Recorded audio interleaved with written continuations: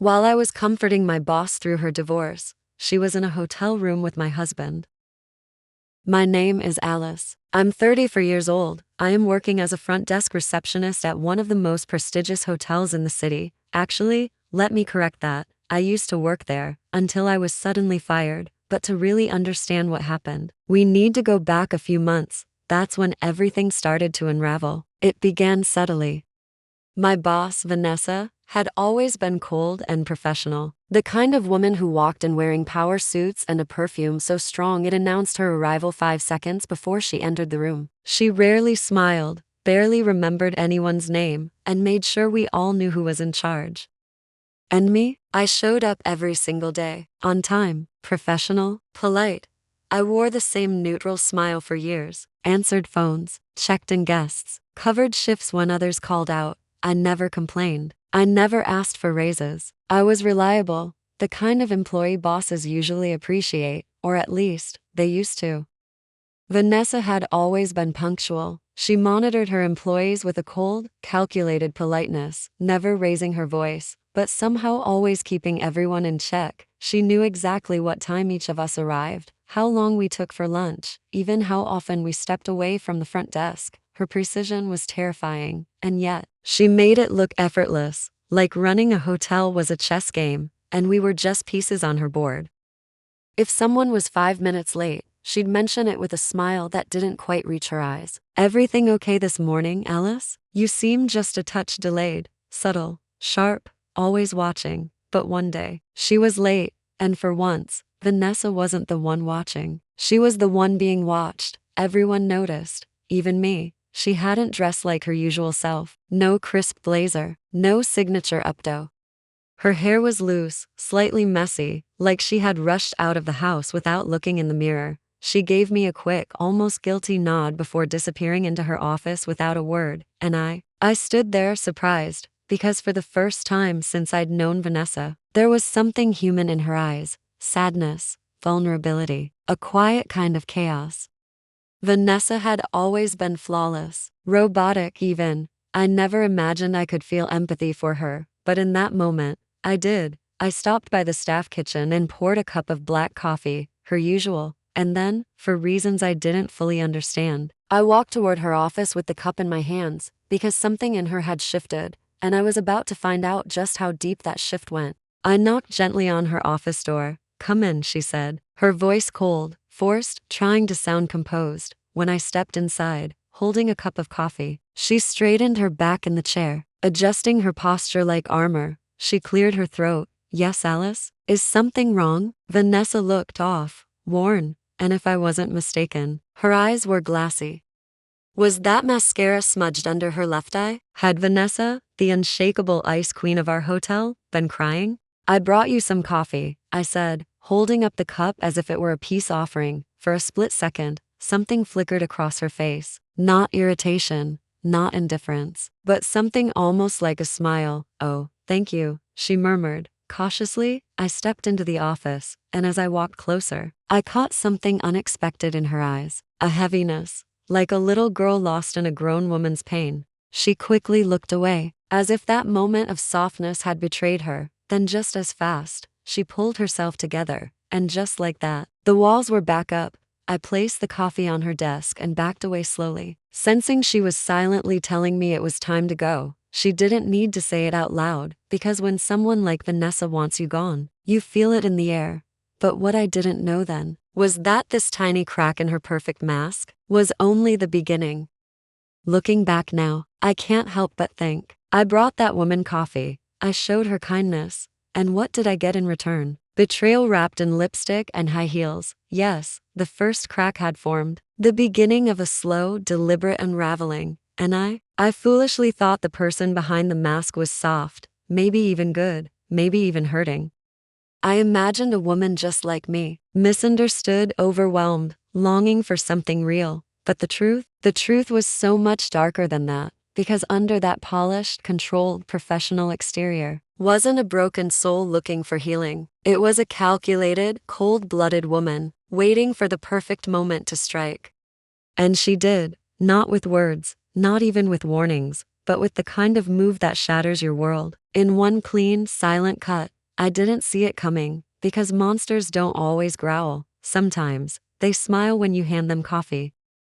The next morning, Vanessa was late again. When Vanessa finally walked into the room, her lashes were still wet. Even the other team members noticed. She looked like someone who had spent the entire morning trying not to fall apart. That was the moment I knew something serious was happening, and I decided I was going to help her. Vanessa had always seemed like the kind of woman who wore strength like a shield, always poised, always composed. Maybe that's why she was so alone. The meeting barely lasted 10 minutes. She rushed through the agenda, avoided eye contact, and disappeared back into her office. This time, I didn't need the excuse of coffee. I walked straight to her door and knocked gently. But unlike the day before, there was no immediate come in, just silence, and then the sound of her crying, not the quiet kind, but full-body sobs, the kind you can't hide.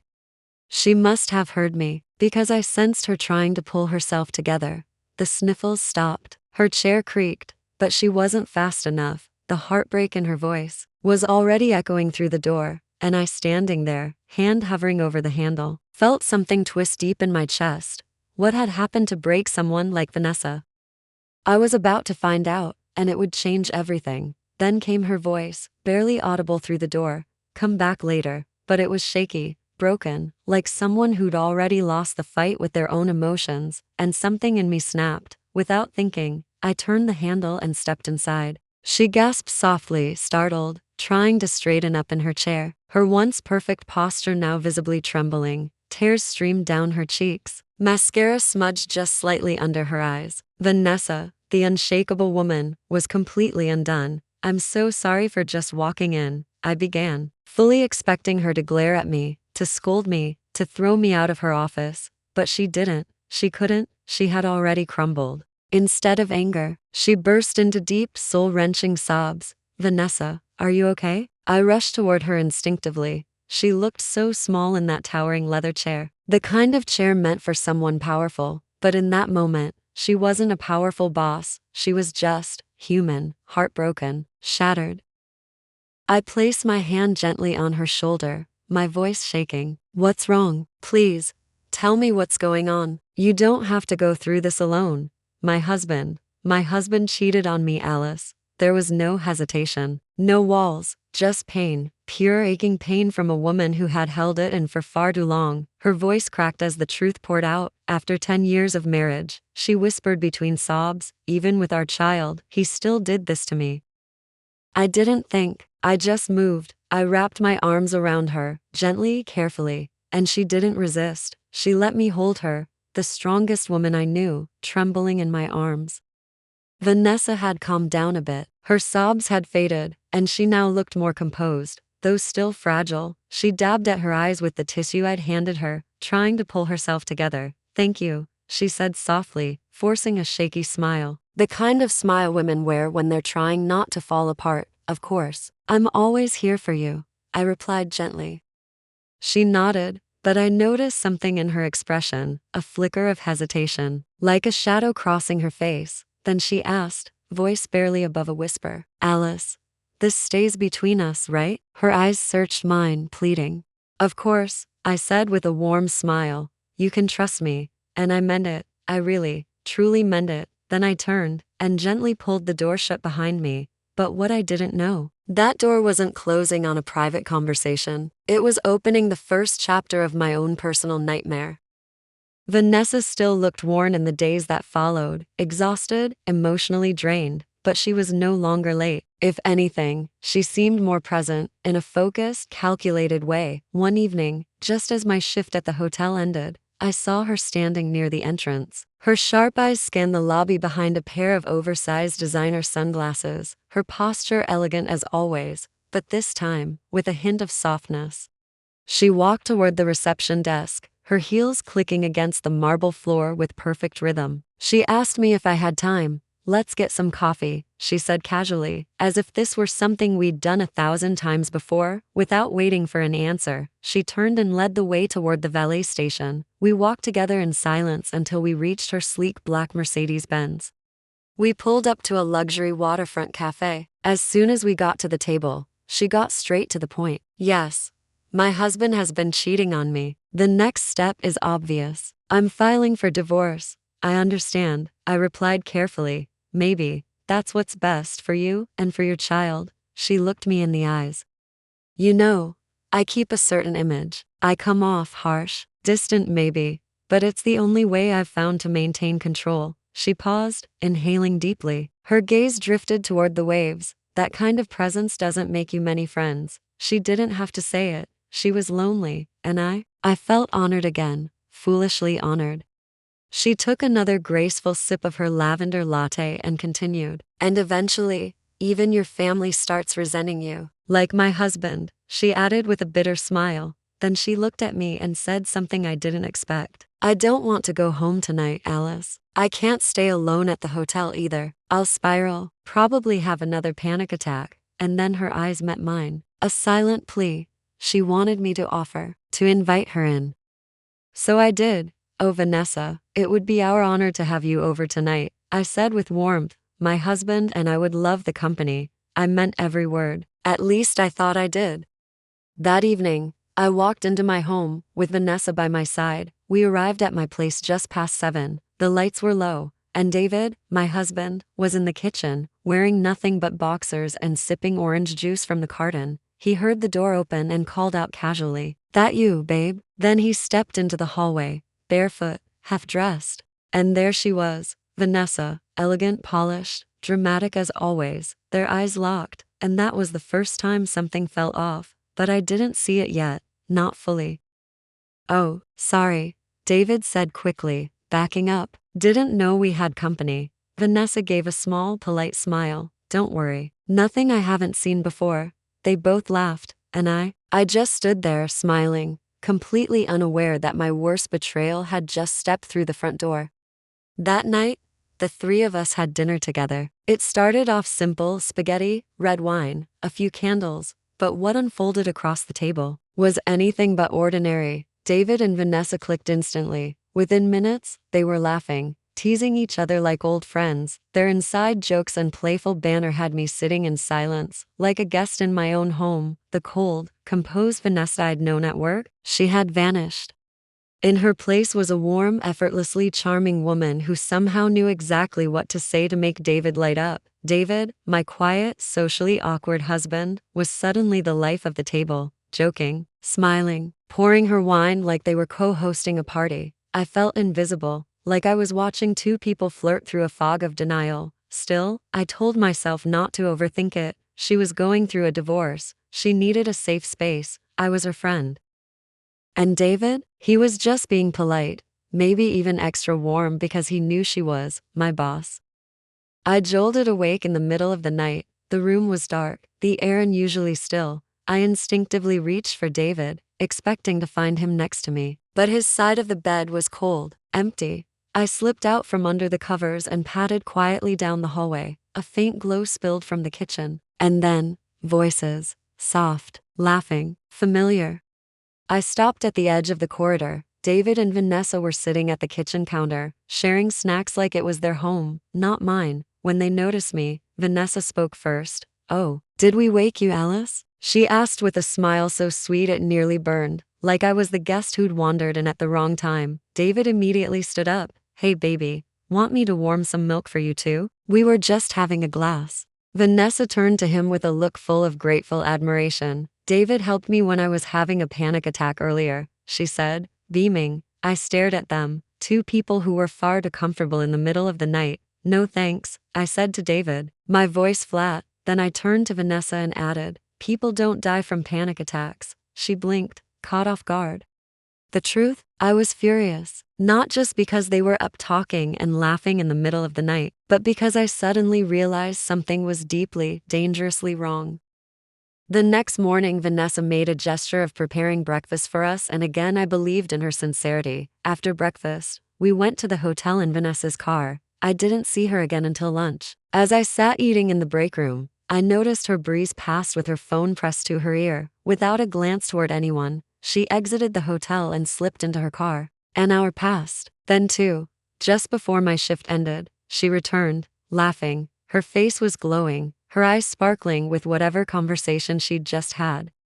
Meanwhile, my own marriage felt like it was thriving. David had turned into the perfect husband. He started coming home with fresh flowers in hand, surprising me with sweet little notes and kisses on my forehead. He booked tables at fancy restaurants for our date nights, complete with wine pairings and candlelight. My heart was full. My life was full. Until one afternoon, Vanessa called me into her office with that same cold, calculated tone she used with everyone else. We hadn't spoken in nearly 2 weeks. I'd been lost in my own little fairy tale, romantic dinners, late night walks with David, laughter in our kitchen. I had forgotten about her. Honestly, I even felt guilty about it. So when I walked into her office, I softened. "Vanessa," I said gently, "I'm sorry I haven't checked in lately. Is everything okay?" She looked up at me with a strange smile, one that didn't reach her eyes. "Sit down, Alice," she said, folding her hands together on the desk. I did, and then, calmly, like she was reading from a script, she leaned forward and said, "You know our guest numbers have dropped. We've had to cut some costs. I'm really sorry, but I have to let you go."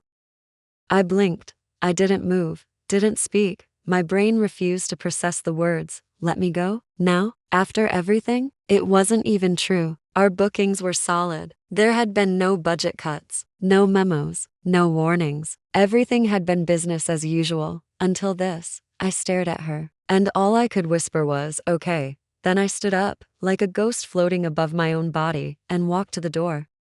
When I came home, David hadn't arrived yet. That was good. All I wanted to do was collapse on the bed, fall asleep and forget about this whole mess. As I pulled back the covers, my hand hit something on the nightstand. My glasses. Of course, because bad days never came alone. With a tired sigh, I leaned over the edge of the bed to pick them up. That's when I saw it. Something golden, tucked a little under David's side of the bed.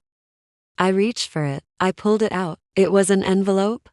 A golden envelope, and it smelled like perfume. My stomach clenched. I opened it slowly. Inside was a key card. Not just any key card. A hotel room key. Our hotel. The luxury suite on the top floor. My hands trembled as I flipped open the second thing. Inside, a folded note. It was written in neat, elegant handwriting. "Thanks for the lunch break, baby. Tomorrow night, secretly, in our room. V. Vanessa."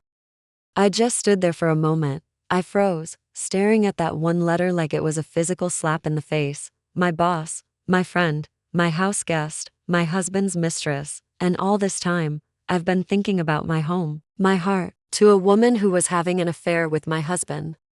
My hands were trembling. I dropped the hotel key card like it had burned me. I was seconds away from calling David, screaming, demanding answers. Then I thought about dialing Vanessa and giving her the verbal slap she deserved, but I didn't. Instead, I carefully slid the key card and the note back into the golden envelope, and returned it to its place, beneath the bed. Like I had never seen it. I would watch, I would wait, and when the time was right, I would destroy them both.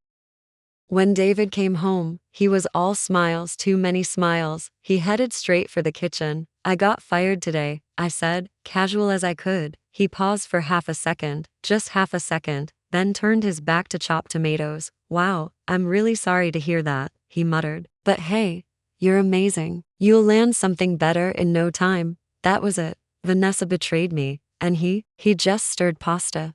During dinner, I could barely eat. My appetite was long gone. Then, his phone buzzed. My eyes instinctively shifted. David picked it up, typed something fast, then flipped the screen down on the table, face down. I stared at it. That single motion said everything. He was hiding something, and I already knew exactly what. David brushed his teeth, changed into his pajamas, and got into bed early, like nothing in the world was wrong. I followed him. Nearly an hour later, I heard the faint creak of the mattress. David moved slowly, carefully, thoughtfully. Then I heard it, the front door, softly closing behind him. He was sneaking out. To see her. My breath caught in my throat. I grabbed my coat, slipped on shoes, and was out the door within seconds. A cab happened to be passing, and I flagged it down like a woman on a mission. "Follow that car," I told the driver, just like a scene from a spy movie. He nodded without question. Apparently, I wasn't the first suspicious wife he'd driven. Sure enough, David's car stopped at Vanessa's hotel. The same one that had fired me, remember? He didn't even look over his shoulder. So confident, so sure, so guilty. He walked right in. A few minutes later, I stepped inside. Amy was at the reception desk. She opened her mouth to greet me, but I raised a finger to my lips. Shh. She froze. Smart girl. I leaned in closer and whispered, "Give me the spare key to the penthouse suite." Her eyes widened in shock, but she didn't ask a single question. She reached beneath the desk and hesitated for just a second, then slid the key card toward me. She knew. I took the card without a word, my hand trembling, but my heart steel cold. I turned on my heel and walked straight toward the elevator. The lights blinked as the elevator ascended. To the top floor, to their secret. I headed for the other elevator. I was ready to catch him red-handed, to expose the cheating, to witness the lies unravel. I could barely stand still in the elevator. My heart was pounding. My hands were shaking, not from fear, but from pure, burning rage. I clenched my phone tighter, opening the camera app. It was set. I was ready. I took a sharp breath and swiped the keycard. The door clicked open. And there they were, in bed, together. David and Vanessa, my husband, my boss, caught cheating in a hotel suite. I didn't hesitate. Snap, snap, snap. I took photo after photo, my hands surprisingly steady for a woman watching her life explode. They froze. David scrambled to cover himself. Vanessa bolted upright, the blood draining from her face. She shouted, "Alice, stop. Give me that phone. Right now." Still barking orders, still pretending she had control, but she had no idea she was just seconds away from being exposed to the entire world. David was fumbling to get dressed, trying to come after me, but it was too late. I ran out of that hotel suite like a storm, and by the time I hit the sidewalk, those photos were already on Instagram, Facebook, Twitter. Caught my husband in bed with my boss. Thought I'd cry, so I posted instead. That post? It went viral. Millions of views overnight. And yes, I told my entire revenge story on this very YouTube channel. You're watching it now. But that's not even the best part. Vanessa's soon-to-be ex-husband saw the photos too. Turns out, she couldn't prove he cheated in court, but he could prove she did, thanks to me. So goodbye, alimony. Hello, shattered reputation. And David? I divorced him, and now, every month, he sends me a fat alimony check, because sometimes, you don't just survive betrayal, you cash it. My name is Alice. I'm 34 years old. My boss fired me and started having an affair with my husband, and I ruined both their reputations. And now, I want to ask you, what do you think of my story? If you were in my shoes, what would you have done?